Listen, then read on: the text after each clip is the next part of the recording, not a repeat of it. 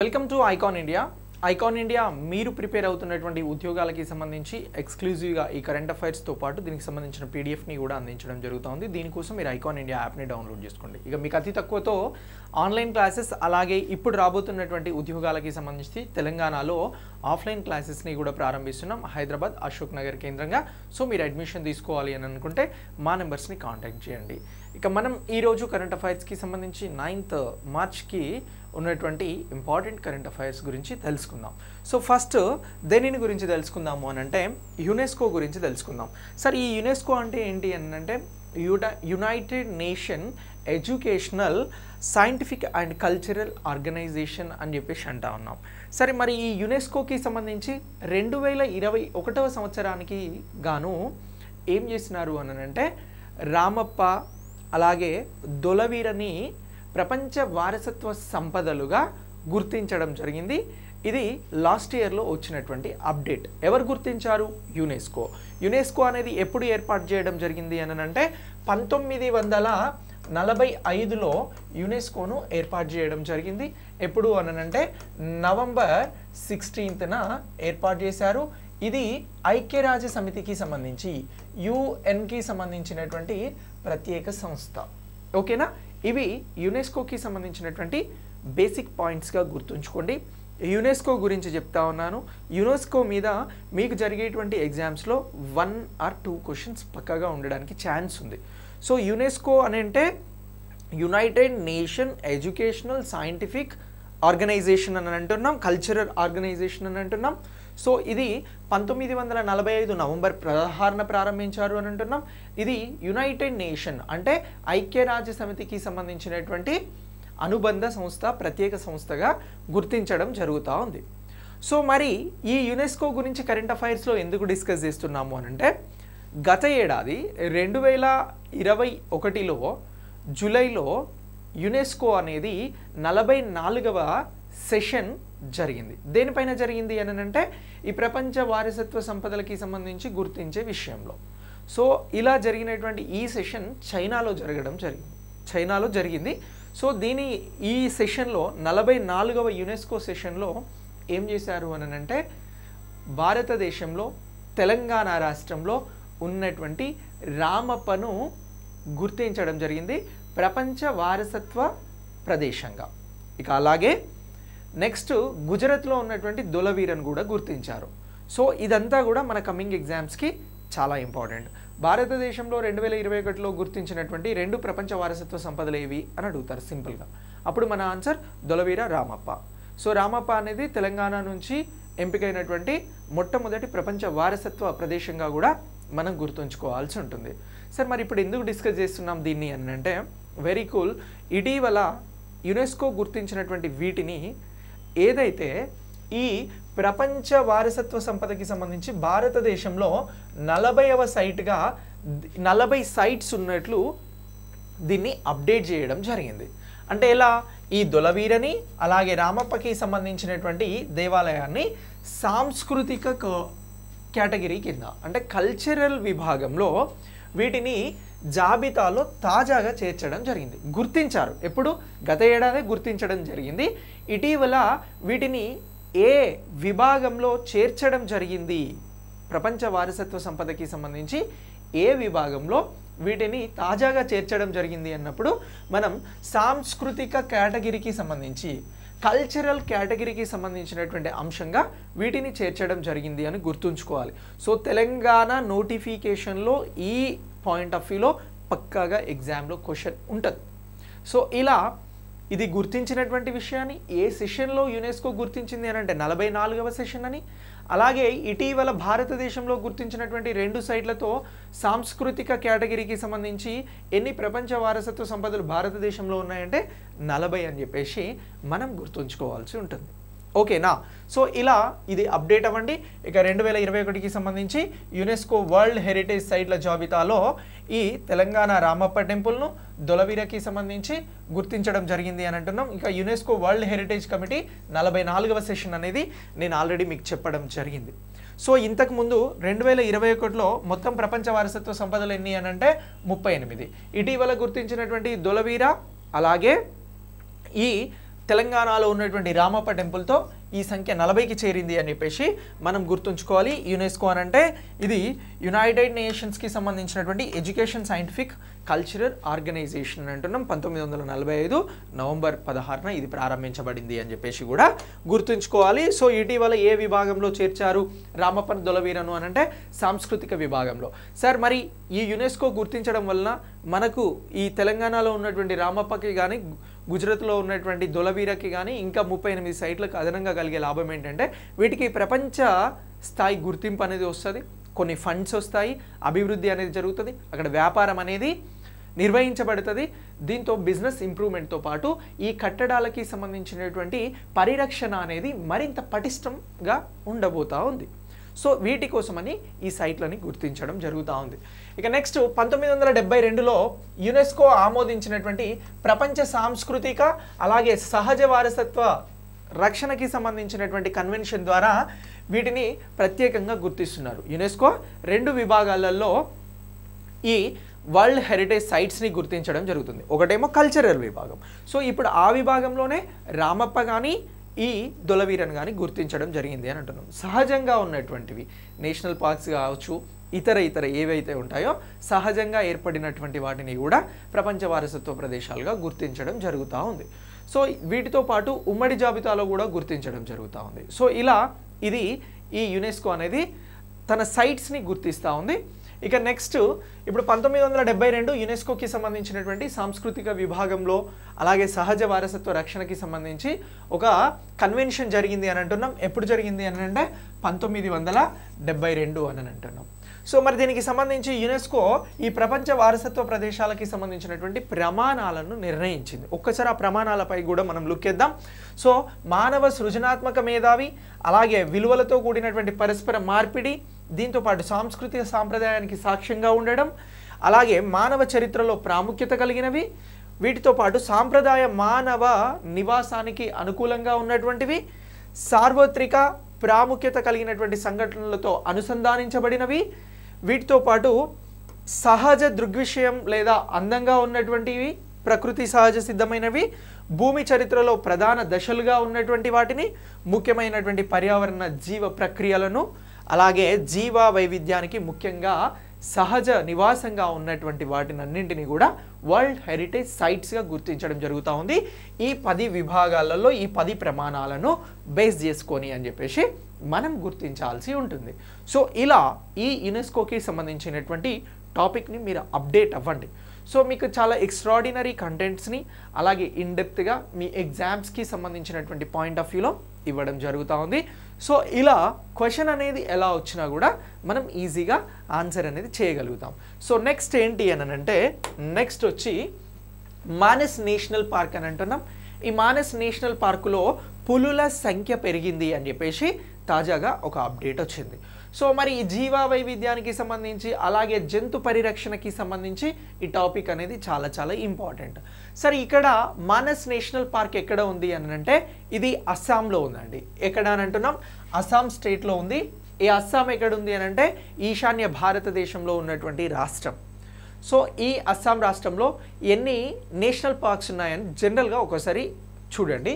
మొత్తం ఇక్కడ 7 national parks ఉన్నాయండి ప్రజెంట్ అస్సాం రాష్ట్రంలో. ఇప్పుడు మనం మానస్ నేషనల్ పార్క్ గురించి చెప్తా ఉన్నాం. ఇక నెక్స్ట్ మొత్తం భారతదేశంలో ఎన్ని నేషనల్ పార్క్స్ ఉన్నాయి అనేది కూడా ఒకసారి అప్డేట్ అవుదాం. ఇప్పటి వరకు ఉన్నటువంటి డేటా ప్రకారం 106 నేషనల్ పార్క్స్ అనేవి భారతదేశంలో ఉన్నాయి. ఎన్ని అని అంటున్నాం? How many national parks in India అని అంటే మొత్తం 106 అని చెప్పేసి గుర్తుంచుకోవాలి.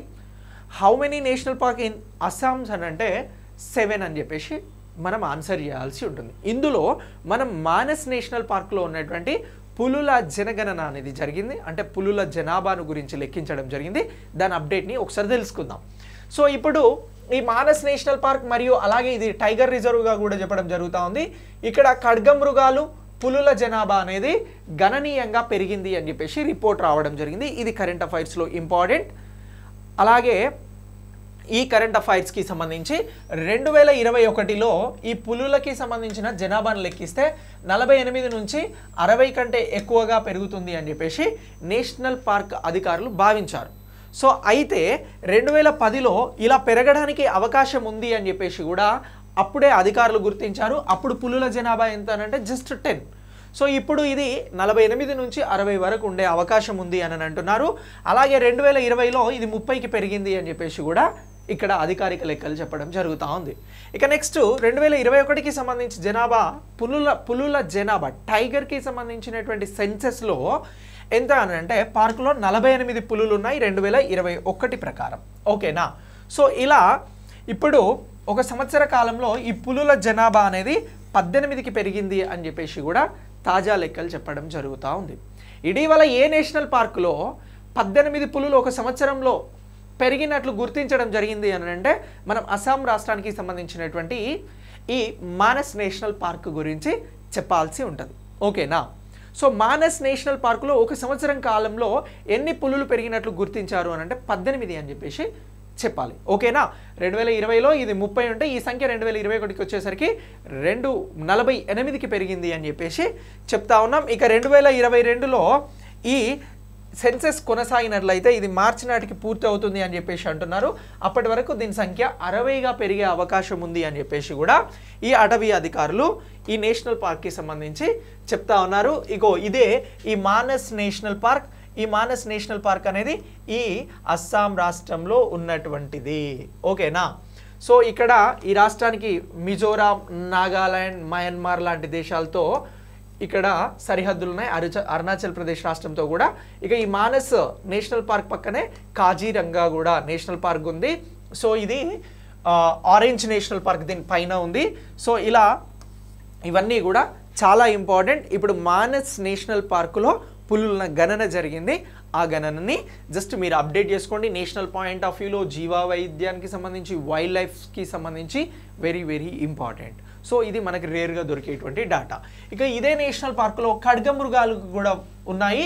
ఈ ఖడ్గమృగాలకి సంబంధించినటువంటి పాపులేషన్ కూడా పెరిగింది అని చెప్పేసి చెప్తా ఉన్నారు. ఇక ఇండియన్ రైనో విజన్ 2020కి సంబంధించి ఈ ఖడ్గమృగాలకి 2020లో అస్సాం ప్రభుత్వం 2005లో మానస్ నేషనల్ పార్కులో ఖడ్గమృగాల్ని తిరిగి ప్రవేశపెట్టాలని నిర్ణయించింది. ఎప్పుడు? 2005లో. అలా ప్రవేశపెట్టిన తర్వాత ఈ 2006లో కాజీరంగా సమీపంలో centre for wildlife rehabilitation and కన్జర్వేషన్స్కి సంబంధించి మొదటి ఖడ్గమృగం అనేది ఉద్యానవనానికి మార్చబడడం జరిగింది అని అంటున్నాం 2006లో. ఎక్కడికి మార్చబడింది? మానస్ నేషనల్ పార్క్కి కాజీరంగా నేషనల్ పార్క్ నుంచి తీసుకురావడం జరిగింది. ఇది కాజీరంగా నేషనల్ పార్క్, ఇక్కడ నుంచి ఈ మానస్కి తీసుకురావడం జరిగింది. ఇలా తీసుకొచ్చినటువంటి ఈ ఒంటి కొమ్ము ఖడ్గమృగాలు ఏవైతే ఉన్నాయో వాటి సంఖ్య పెరిగింది అని అంటున్నాం. ఇక ఈ మానస్ నేషనల్ పార్క్ గురించి మనం తెలుసుకోవాల్సినటువంటి ముఖ్యమైన అంశాలు ఏంటంటే ఇది ఒక వరల్డ్ హెరిటేజ్ సైట్. ఇంతకుముందే మనం యునెస్కోలో మాట్లాడినాం కదా, సాంస్కృతిక పరమైనటువంటి సైట్స్ని గుర్తిస్తారు. అలాగే న్యాచురల్కి సంబంధించినటువంటివి, సహజ సిద్ధంగా ఉన్నటువంటి వాటిని కూడా గుర్తిస్తారు అని అన్నాం. ఇది సహజ సిద్ధంగా ఉన్నటువంటి వరల్డ్ హెరిటేజ్ సైట్గా గుర్తించడం జరుగుతూ ఉంది. అదే మానస్కి సంబంధించినటువంటిది. ఇక నెక్స్ట్ ఏనుగులకు సంబంధించిన రిజర్వ్గా, ఇది ప్రాజెక్ట్ టైగర్ రిజర్వ్గా మరియు బయోస్పియర్స్కి సంబంధించినటువంటి రిజర్వ్గా దీనికి ప్రత్యేకమైనటువంటి హోదా ఇవ్వడం జరుగుతూ ఉంది. దీనికి సంబంధించి ఈ అంశాలని మొత్తం కూడా మనం అప్డేట్ చేసుకోవాల్సి ఉంటుంది. ఇక అస్సాంలోని హిమాలయ పర్వత ప్రాంతాలలో భూటాన్ యొక్క రాయల్ మానస్ నేషనల్ పార్క్తో కూడా ఇది కలిసి ఉంది. భూటాన్తో, హిమాలయాలతో, అలాగే ఇక్కడ ఉన్నటువంటి అస్సాంకి సంబంధించినటువంటి మానస్ నేషనల్ పార్క్ అనేది సరిహద్దులను కలిగి ఉంది అని కూడా ప్రత్యేకంగా ఇక్కడ చెప్పడం జరుగుతూ ఉంది. ఇక హిస్పిడ్ కుందేలు, అస్సాం రూఫ్ తాబేలు, పిగ్మీ హాగ్, అలాగే గోల్డెన్కి సంబంధించిన లంగర్, ఇవి అంతరించిపోతున్నటువంటి ఇతర అరుదైన స్థానిక వన్యప్రాణులకు కూడా ఇది చాలా ప్రసిద్ధి. మానస్ నేషనల్ పార్క్ ఎక్కడ ఉంది అని అంటే అస్సాం అని మనం గుర్తుంచుకోవాల్సి ఉంటుంది. ఇక జాతీయ ఉద్యానవనానికి సంబంధించి అడవి నీటి గేదెల జనాభాకి సంబంధించి కూడా ఇది చాలా ప్రసిద్ధి చెందినటువంటిదిగా మనం గుర్తుంచుకోవాలి. నెక్స్ట్ తెలంగాణ ఎగ్జామ్స్ కోసం వెరీ వెరీ ఇంపార్టెంట్. తెలంగాణలో దళిత బంధు పథకం. సరే, ఈ దళిత బంధు పథకం ఎప్పుడు ప్రారంభమైంది అని మనల్ని ఎగ్జామ్లో అడిగితే మన ఆన్సర్ ఏముండాలి అని అంటే 2021 ఆగస్టులో ప్రారంభమైంది అని చెప్పాలి. దళిత బంధు పథకం తెలంగాణలో ఎప్పుడు ప్రారంభమైంది? 2021 ఆగస్టులో స్టార్ట్ అయింది. అలాగే ఈ పథకాన్ని మొదట ఎక్కడ అనంటే తుర్కపల్లి మండలం వాసాలమర్రి గ్రామంలో ప్రారంభించడం జరిగింది అని చెప్పేసి కూడా మనం గుర్తుంచుకోవాలి. ఎప్పుడు? 2021 ఆగస్ట్, తుర్కపల్లి మండలం వాసాలమర్రి గ్రామంలో ఇది ప్రారంభమైంది అని గుర్తుంచుకోవాలి. ఆ తర్వాత ఈ పథకం హుజురాబాద్ అసెంబ్లీ నియోజకవర్గంలో కూడా ప్రారంభించారు అని గుర్తుంచుకోవాలి. మరి ఇప్పుడు ఎందుకు డిస్కస్ చేస్తున్నాం సార్, ఎప్పుడు ప్రారంభమైనటువంటి పథకంగా చెప్తున్నారు అని అంటే ఈ బడ్జెట్లో ఈ పథకానికి అధికంగా నిధులను కేటాయించడం జరిగింది. సరే, ఈ దళిత బంధు తెలంగాణ పథకానికి సంబంధించినటువంటి ప్రధాన కార్యక్రమంగా ఇప్పుడు మనం చూడాలి. ఇంతకుముందు మిషన్ కాకతీయ, రైతు బంధు, మిషన్ భగీరథ ఇలాంటి పథకాలను గురించి మనం విన్నాం. ఇప్పుడు ఈ దళిత బంధుకి అధిక ప్రాధాన్యత అనేది ఇవ్వడం జరుగుతూ ఉంది. సో ఇలా రాష్ట్రంలో ఉన్నటువంటి దళిత కుటుంబాలు ఏవైతే ఉన్నాయో వారిలో పేదలు, నిరుపేదలు ఎవరైతే ఉంటారో వారిని గుర్తించి వారి ఎంపవర్మెంట్ కోసం, సాధికారత కోసం ఈ సంక్షేమ పథకాలని తీసుకురావడం జరిగింది. ఇక ఈ పథకంలో భాగంగా ప్రతి కుటుంబానికి కూడా 10 లక్షలు, ఎవరైతే గుర్తించబడి అర్హత కలిగి ఉన్నటువంటి వారు ఉన్నారో వారికి సంబంధించి 10 లక్షల రూపాయలను ఇవ్వడం జరుగుతూ ఉంది. ఇది డైరెక్ట్ ఏదైతే వారి అకౌంట్స్ ఉంటాయో వారి అకౌంట్స్కి బదిలీ చేయడం జరుగుతూ ఉంది అని చెప్పేసి మనం గుర్తుంచుకోవాల్సి ఉంటుంది. సరే, ఇప్పుడు ఇది బడ్జెట్లో వచ్చింది అని అంటున్నాం. ఈ 2022-23 బడ్జెట్కి సంబంధించి ఈ సంవత్సరంలో దళిత బంధు పథకానికి 17,700 కోట్ల రూపాయలను కేటాయించినట్లుగా కూడా మనం ఇక్కడ అప్డేట్ అవుతా ఉన్నాం. ఓకేనా?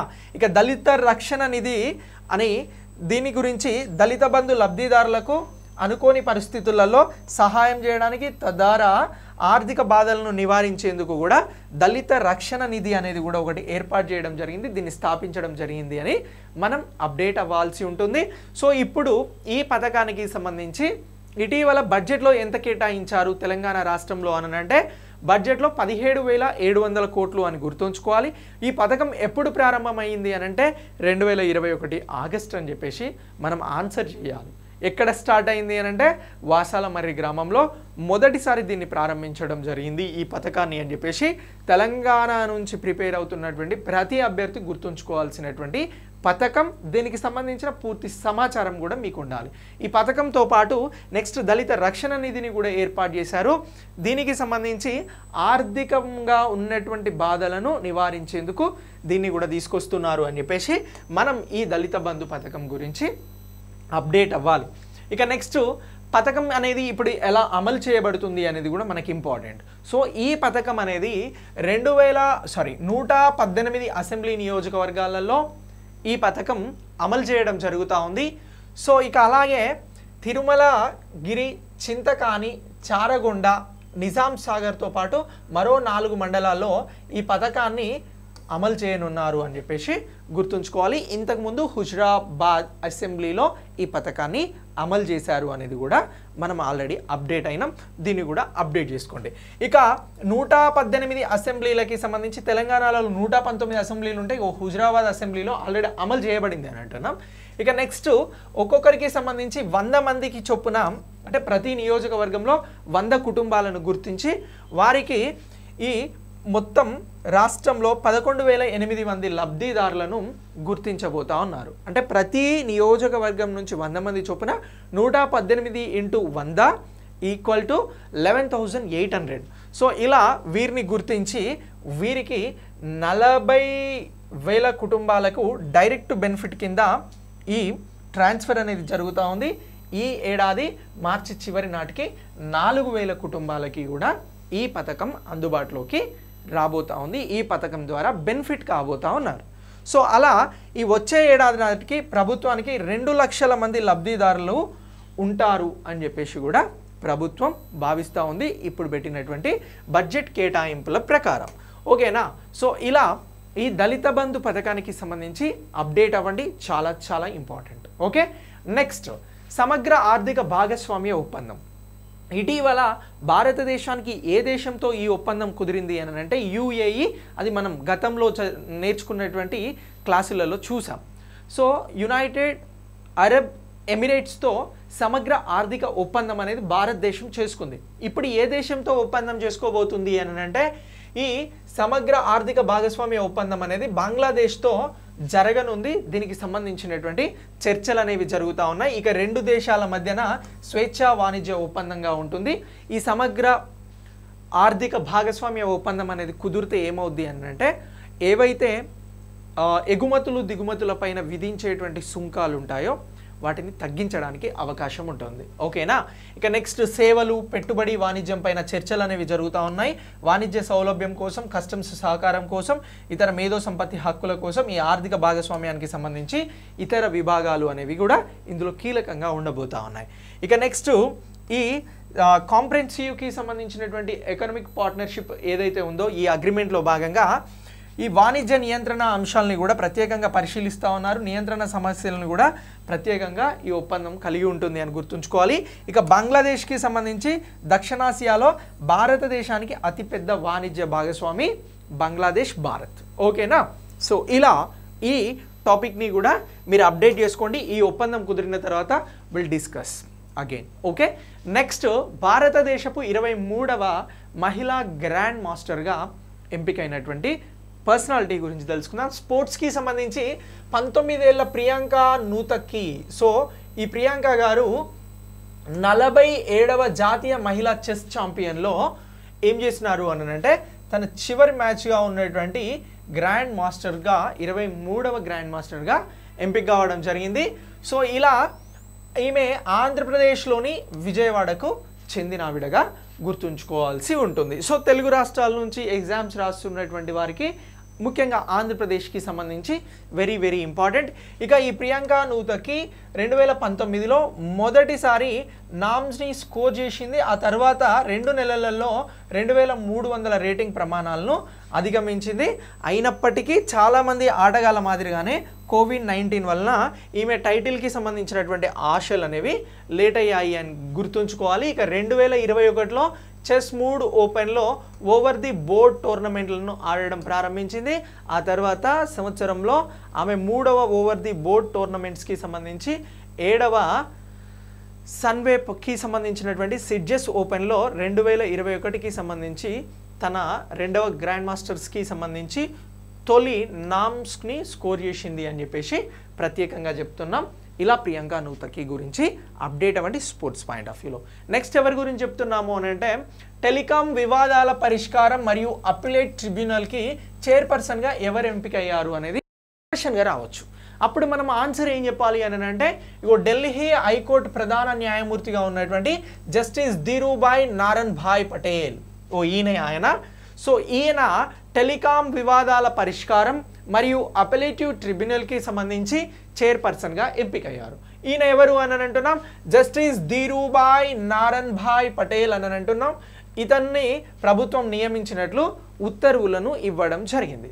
సో మరి ఈ ఉత్తర్వులకి సంబంధించి ఈయన జూన్ 7, 2019 ఢిల్లీ హైకోర్టు ప్రధాన న్యాయమూర్తిగా నియమితుడయ్యాడు. అలాగే ఇప్పుడు మార్చి 12కి సంబంధించి 2022 పదవీ విరమణ చేస్తున్నాడు ఢిల్లీ హైకోర్టుకు. సో ఇలా కొన్ని రోజుల ముందు ఈయన ఢిల్లీ హైకోర్టుకి సంబంధించినటువంటి ప్రధాన న్యాయమూర్తిగా పదవీ బాధ్యతల నుంచి రిటైర్ అవుతున్నటువంటి సందర్భంలో అంతకంటే ముందే ఇప్పుడు ఇతనిని టెలికాం వివాదాల పరిష్కారం అపిలేటివ్ ట్రిబ్యునల్కి సంబంధించి చైర్పర్సన్గా నియమిస్తూ ప్రభుత్వం ఉత్తర్వులు ఇచ్చింది అని అంటున్నాం. ఇక క్యాబినెట్ అపాయింట్మెంట్స్ కమిటీ అనేది ఒకటి ఉంది, దాన్ని ఏసీసీ అని అంటున్నాం. సో ఇతనికి సంబంధించి నియామకానికి ఆమోదం తెలుపుతూ లా అండ్ జస్టిస్కి సంబంధించిన మంత్రిత్వ శాఖ నోటిఫికేషన్ జారీ చేసింది. ఓకేనా. ఇక పదవీ బాధ్యతలు స్వీకరించిన తేదీ నుంచి ఈయన 4 సంవత్సరాల పాటు పదవిలో కొనసాగవచ్చు టెలికాం వివాదాల పరిష్కారం మరియు అపిలేటివ్ ట్రిబ్యునల్స్కి సంబంధించి. దీంతో పాటు చైర్పర్సన్గా కూడా ఇతను ఉంటాడు. అలాగే లేదంటే 70 సంవత్సరాల వయసు వరకు కూడా ఇతను కొనసాగే అవకాశం ఉంది. నెక్స్ట్ ఇది కాదు అని అంటే తదుపరి ఉత్తర్వులు ఈయన తర్వాత ఎవరినైనా నియమిస్తున్నారు అని చెప్పేసి వచ్చినప్పుడు ఇతను అప్పటి వరకు కూడా కొనసాగడానికి అవకాశం ఉంది. ఇక షరతులు ట్రిబ్యునల్ సంస్కరణల చట్టం 2021కి సంబంధించి ట్రిబ్యునల్ సేవా నిబంధనల నియమాలు 2021 యొక్క నిబంధనల ద్వారా ఇప్పుడు ఈ టెలికాంకి సంబంధించినటువంటి ట్రిబ్యునల్ అనేది నిర్వహించబడతా ఉంది. ఇది ఎప్పుడు స్థాపించబడింది మొదటిసారి అని అంటే 2000 సంవత్సరంలో ప్రధాన కార్యాలయం వచ్చి న్యూఢిల్లీలో ఉంది అని చెప్పేసి ఈ టెలికాంకి సంబంధించినటువంటి ట్రిబ్యునల్ చైర్పర్సన్గా ఎన్నికైనటువంటి ఈ సందర్భంగా తెలుసుకుంటా ఉన్నాం. నెక్స్ట్ ఏంటి అని అంటే కన్యా శిఖ ప్రవేశ్ ఉత్సవ్. సో దీనిని ఎప్పుడు ప్రారంభించారు ఇటీవల అని ఎగ్జామ్లో రావచ్చు. అప్పుడు మన ఆన్సర్ ఏం చెప్పాలి అని అంటే ఇగో ఈ March 8 వరల్డ్ ఉమెన్స్ డే ప్రపంచ మహిళా దినోత్సవం సందర్భంగా ఈ విద్యా మంత్రిత్వ శాఖ యునైటెడ్ నేషన్స్కి సంబంధించిన చిల్డ్రన్ ఫండ్స్ ఉంది, దాన్ని యూనిసెఫ్ అని అంటున్నాం. ఇది కూడా ఐక్యరాజ్య సమితికి అనుబంధ సంస్థ యూనిసెఫ్. సో ఈ సహకారంతో మహిళా మరియు శిశు అభివృద్ధి మంత్రిత్వ శాఖ ఈ ప్రచారాన్ని ప్రారంభించింది. అంటే ఇందులో ఎవరెవరు ఇన్వాల్వ్ అయ్యారు ఈ కన్యాశిఖ ప్రవేశ్ ఉత్సవ్కి సంబంధించి అని అంటే విద్యాశాఖ, యూనిసెఫ్, అలాగే మహిళా శిశు సంక్షేమ మంత్రిత్వ శాఖ అని అంటున్నాం. సో వీరందరూ కలిసి ఈ కన్యాశిఖ ప్రవేశ్ ఉత్సవ్ని ప్రారంభించారు. సరే ఏంటి సార్ ఇది అని అంటే ఇది ఎవరైతే యుక్త వయసులో ఉన్నటువంటి వారు బాలికలు స్కూల్కి వెళ్లకుండా విద్యా నైపుణ్యాలను అందుకోకుండా నైపుణ్యానికి సంబంధించినటువంటి వ్యవస్థకి దూరంగా ఉన్నారో వారిని తిరిగి స్కూళ్ళకి తీసుకొచ్చేటువంటి ప్రోగ్రామే ఈ కన్యాశిఖ ప్రవేశ్ ఉత్సవ్. ఓకే కదా. సో ఇలా ఈ కార్యక్రమానికి కేంద్ర మహిళా శిశు అభివృద్ధి శాఖ మంత్రి స్మృతి ఇరానీ గారు, అలాగే ఈ విద్యాశాఖ మంత్రిత్వ శాఖకి సంబంధించిన జాతీయ రాష్ట్రీయ కార్యదర్శులు, దేశవ్యాప్తంగా ఉన్నటువంటి ఇతర అధికారులు ఈ ప్రోగ్రాం కోసం పాల్గొన్నారు అని చెప్పేసి అంటా ఉన్నాం. ఇక యుక్త వయసులో ఉన్నటువంటి బాలికలను లాంచ్ ఈవెంట్లో పాల్గొని పాఠశాలల్లో తిరిగి చేరే అనుభవాలని కూడా ప్రత్యేకంగా వీరు ఇక్కడ షేర్ చేయడం జరిగింది.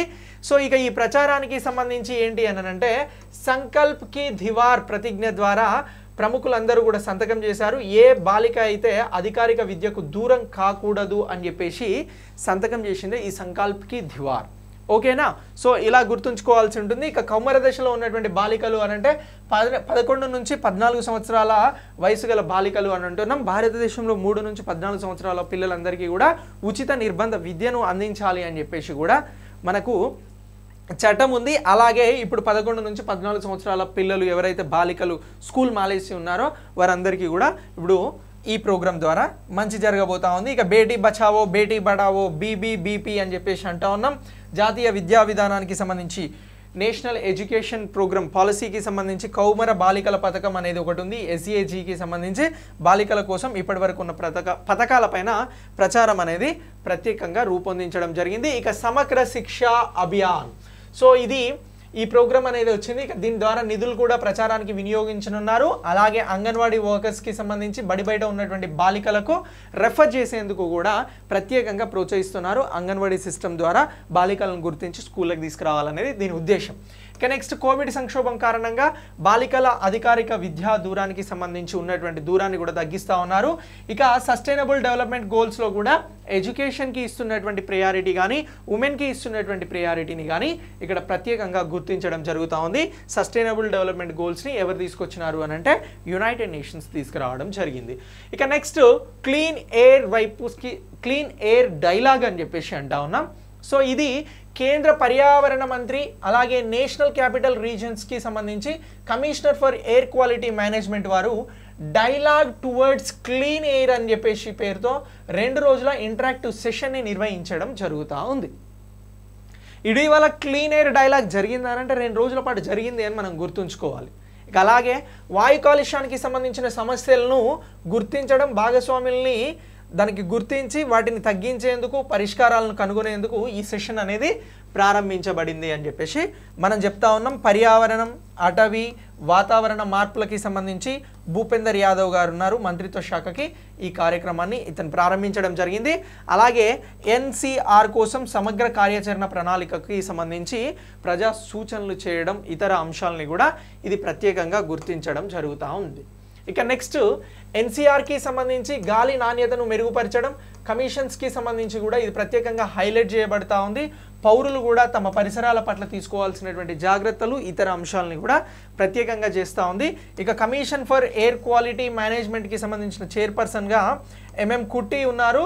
సో ఇతను కూడా సమర్థవంతమైనటువంటి రాష్ట్రాల సమన్వయం, పరిశోధనలు చేయడం, ఇతర సమర్థవంతమైనటువంటి సమస్యలను పరిష్కరించడం ద్వారా ఇది సాధ్యమవుతుంది అని చెప్పేసి చెప్తా ఉన్నారు. ఓకే, నెక్స్ట్ ఇక క్లీన్ ఎయిర్కి సంబంధించి ఎయిర్ క్వాలిటీ మేనేజ్మెంట్ కమిషన్ అనేది ఒకటి ఉంది. సో ఇది కూడా నాణ్యమైన గాలి నిర్వహణకి సంబంధించినటువంటి అంశాలపైన ఫోకస్ చేస్తూ ఉంది. వివిధ రంగాలలో ఉన్నటువంటి ఏవైతే అంశాలు వాయు కాలుష్యానికి సంబంధించినవి ఉన్నాయో వీటన్నింటికి సంబంధించి 7 సలహాలు 61 చట్టపరమైనటువంటి ఆదేశాలను కూడా జారీ చేసింది. సో ఇప్పుడు వాయు కాలుష్యాన్ని ఎక్కువగా ఎదుర్కొంటున్నటువంటి నగరం దేశంలో ఏది అని అంటే న్యూఢిల్లీ అని చెప్పేసి మనం గుర్తుంచుకోవాలి. Next again very important to Telangana state aspirants. So ఏంటి అని అంటే నేషనల్ స్టాక్ ఎక్స్చేంజ్ అలాగే తెలంగాణకి సంబంధించి ఒక అవగాహన ఒప్పందం అనేది కుదిరింది. సో అది దేనికి సంబంధించింది అని అంటున్నాం, ఎమర్జ్ ప్లాట్ఫామ్స్ ద్వారా నిధులను సేకరించేందుకు సూక్ష్మ, చిన్న మరియు మధ్య తరహా పరిశ్రమలకి సంబంధించి మద్దతుగా ఉండేందుకు తెలంగాణ ప్రభుత్వం national stock exchange of India MOU పైన ప్రత్యేకమైనటువంటి సంతకాన్ని చేయడం జరిగింది. ఓకేనా, ఎందుకోసం అని అంటున్నాం, స్మాల్ మీడియం ఎంటర్ప్రీన్యూర్స్కి సంబంధించినటువంటి ఏదైతే నిధులు ఉంటాయో వాటికి సంబంధించి ఈ అవగాహన ఒప్పందం ప్రకారం స్టాక్ ఎక్స్చేంజ్ అలాగే రాష్ట్ర ప్రభుత్వ సహకారంతో రోడ్ షోలు, సెమినార్లు, వర్క్షాప్ల ద్వారా ఈ ప్లాట్ఫామ్ ద్వారా నిధులు అనేవి సేకరించడం జరుగుతూ ఉంది. ఇక MSMEకి సంబంధించినటువంటి ప్రత్యేక అవగాహన కార్యక్రమాలు అనేవి కూడా కల్పించడం జరుగుతూ ఉంది. ఇక లిస్టింగ్ ప్రక్రియలో భాగంగా కంపెనీలకి ఈ నేషనల్ స్టాక్ ఎక్స్చేంజ్ కూడా ప్రత్యేకంగా సహకరిస్తుంది అని చెప్పేసి మనం నేషనల్ స్టాక్ ఎక్స్చేంజ్ గురించి గుర్తుంచుకోవాల్సి ఉంటుంది. సో ఇది ఈ ఒప్పందానికి సంబంధించినటువంటి ఫోటో. నెక్స్ట్ ఇక రాష్ట్ర ప్రభుత్వం నిధుల సమీకరణకి సంబంధించినటువంటి ఖర్చులతో పాటు తిరిగి చెల్లించే మార్గాలను కూడా ప్రత్యేకంగా అన్వేషిస్తుంది అని అంటున్నాం. MSMEకి సంబంధించి national stock exchange emerge platform జాబితాలో కూడా చేర్చడానికి సంబంధించి జాబితా చేయడానికి కూడా ఇది సులభతరం చేస్తుంది అని అంటున్నాం. Very simple.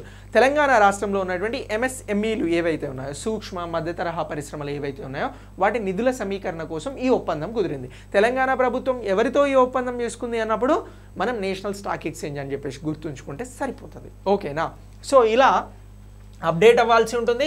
ఇక నేషనల్ స్టాక్ ఎక్స్చేంజ్ ప్లాట్ఫామ్కి సంబంధించి వేగంగా అభివృద్ధి చెందుతున్నటువంటి స్మాల్ మీడియం ఎంటర్ప్రెన్యూర్స్కి సంబంధించి కూడా పెట్టుబడి అనేది ప్రాయోజిత కార్యక్రమంగా ఈక్విటీ పార్ట్నర్షిప్కి పార్టిసిపేషన్ ఫండ్ని ఏర్పాటు చేసే అవకాశం అనేది కూడా ప్రత్యేకంగా ఉన్నది అని అంటున్నాం. ఈ సహకారానికి సంబంధించి MSMEలకి IPOల ద్వారా క్యాపిటల్ మార్కెట్లు నిధులను సమీకరించడంలో కూడా ప్రత్యేకంగా ఇది ఉపయోగపడబోతుంది అని చెప్పేసి మనం గుర్తుంచుకోవాల్సి ఉంటుంది. ఇక నెక్స్ట్ అంతర్జాతీయ ఎన్నికల సందర్శకులకి సంబంధించిన కార్యక్రమం అనేది జరిగింది 2022. భారతదేశంలో 5 రాష్ట్రాలలో ఇటీవల ఎన్నికలు జరిగాయి, పంజాబ్, ఉత్తరప్రదేశ్, గోవా ఇలా. సో అలా ఈ ఎన్నికలకి సంబంధించి virtual international election visitors programme అనేది ఒకటి జరిగింది.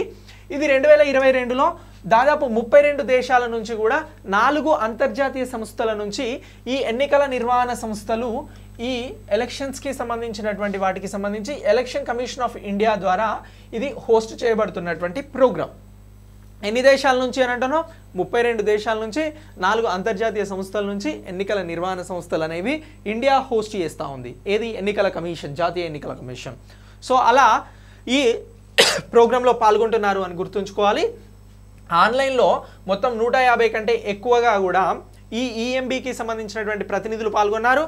మణిపూర్, గోవా, ఉత్తరాఖండ్, పంజాబ్, ఉత్తరప్రదేశ్ రాష్ట్రాలలో శాసనసభకు జరిగినటువంటి ఎన్నికల ప్రక్రియను కూడా వీరు ప్రత్యేకంగా పరిశీలించడం జరిగింది, ఎవరైతే ఆన్లైన్ ద్వారా పాల్గొన్నటువంటి వారు ఉన్నారో. సో ఇలా ఈ వర్చువల్స్కి సంబంధించినటువంటి ఇంటర్నేషనల్ ఎలక్షన్స్కి సంబంధించినటువంటి విజిటర్ ప్రోగ్రామ్ 2022 ఏదైతే ఉందో దీనికి సంబంధించి 9 దేశాల నుంచి భారతదేశంలోని హై కమిషనర్లు, రాయబారులు, ఇతర దౌత్య దళ సభ్యులు కూడా ఇందులో పాల్గొన్నారు అని అంటున్నాం. వివిధ దేశాలలో భారతదేశానికి ఉన్నటువంటి దౌత్య కార్యాలయాలు ఏవైతే ఉన్నాయో అక్కడి నుంచి కూడా భారతదేశ రాయబారులు అలాగే అంబాసిడర్స్, హై కమిషనర్స్ ఎవరైతే ఉన్నారో ఆ కార్యాలయాల నుంచి కూడా ప్రత్యేకంగా పాల్గొన్నారు. ఇక ఉత్తరప్రదేశ్లోని వారణాసిలో ఉన్నటువంటి పోలింగ్ స్టేషన్ల నుంచి కూడా పోలింగ్ కార్యకలాపాలని ప్రత్యేకంగా పరిశీలించడం జరిగింది అని అంటున్నాం. సో ఇలా ఈ ఎన్నికల ప్రక్రియ వివరణాత్మకంగా బ్రీఫింగ్ సెషన్స్ గురించి కూడా ప్రత్యేకంగా మాట్లాడడం జరిగింది. ఇక దీంతో పాటు చీఫ్ ఎలక్షన్ కమిషనర్ ప్రతినిధులను ఉద్దేశించి ప్రసంగించారు అని అంటున్నాం. సో ఇలా ఈ కాన్సెప్ట్ అనేది కూడా మనకు చాలా ఇంపార్టెంట్. అంతర్జాతీయ ఎన్నికల సందర్శకుల కార్యక్రమం 2022కి హోస్ట్ చేసింది ఎవరు అన్నప్పుడు భారతదేశానికి సంబంధించినటువంటి ప్రధాన ఎన్నికల కమిషన్ ఏదైతే ఉందో అది హోస్ట్ చేయడం జరిగింది అని మనం గుర్తుంచుకోవాలి. ఓకేనా, సో ఇలా వివిధ దేశాల నుంచి ఈ ఎన్నికల ప్రక్రియను పరిశీలించడం జరిగింది అని చెప్పేసి చెప్పాలి. ఈ question current polity point of వ్యూలో మనకు చాలా ఇంపార్టెంట్. ఓకే, సో ఇలా మీరు ఈ కరెంట్ అఫైర్స్ని అప్డేట్ చేసుకోండి. ఓకే, ఇక నెక్స్ట్ దీని తర్వాత దీనికి సంబంధించి ఇంకొకటి చూడండి. 2012 ఎన్నికల నుంచి కూడా భారతదేశం ఇంటర్నేషనల్ ఎలక్షన్స్ విజిటర్ ప్రోగ్రామ్స్ని నిర్వహిస్తూ ఉంది. సో ఇండియా ఎప్పటి నుంచి ఈ ఇంటర్నేషనల్ ఎలక్షన్స్ విజిటర్స్ ప్రోగ్రామ్ని నిర్వహిస్తూ ఉంది అని అంటే 2012 నుంచి అని చెప్పేసి కూడా మనం ఆన్సర్ చెప్పాల్సి ఉంటుంది. ఇక అలాగే ఈ ఎన్నికల ప్రక్రియను పరిశీలించడానికి కూడా ప్రపంచ దేశాల నుంచి ప్రతినిధులను విజిటర్స్ని అలౌ చేస్తూ ఉంది ఇండియా. సో భారతదేశంలో జరుగుతున్నటువంటి ఎలక్షన్స్కి సంబంధించి. సో అలాగే ఇక నెక్స్ట్ ఈ systematic voters education and electoral participation programme అనేది ఒకటి ఉంది. దీనికి సంబంధించి భారతదేశంలో ఓటర్ అవగాహన, ఓటర్ విద్య, ఓటర్ అక్షరాస్యత కోసం ఎన్నికల సంఘం ఈ ప్రధాన కార్యక్రమాన్ని నిర్వహించడం జరుగుతూ ఉంది. సో ఎన్నికల కమిషన్ ఈ ఎలక్షన్ విద్యకి సంబంధించి, ఎలక్షన్స్కి సంబంధించినటువంటి అక్షరాస్యత, ఓటర్లకి సంబంధించినటువంటి అవేర్నెస్ కోసం నిర్వహిస్తున్న ప్రోగ్రామ్ ఏంటి అని చెప్పేసి ఎక్కడైనా అడిగితే మనం చెప్పాల్సిన ఆన్సర్ ఇది systematic voters education and electoral participation programme అని చెప్పేసి గుర్తుంచుకోవాలి. దీన్నే SVEEP అని చెప్పేసి అంటున్నాం. వీరందరూ కూడా ఆన్లైన్లో ఇలా పార్టిసిపేట్ చేయడం జరిగింది భారతదేశంలో జరుగుతున్నటువంటి ఎలక్షన్స్కి సంబంధించి. ఓకే, సో ఇలా ఈ టాపిక్ని కూడా ఎలక్షన్ కమిషన్కి సంబంధించింది కాబట్టి వెరీ వెరీ ఇంపార్టెంట్ టాపిక్గా అప్డేట్ అవ్వండి. మనకు ఖచ్చితంగా ఈ టాపిక్తో కూడా బెనిఫిట్ ఉంటుంది. ఓకేనా? Thanks for watching. వీడియో నచ్చితే మీ ఫ్రెండ్స్కి షేర్ చేయండి. Thank you.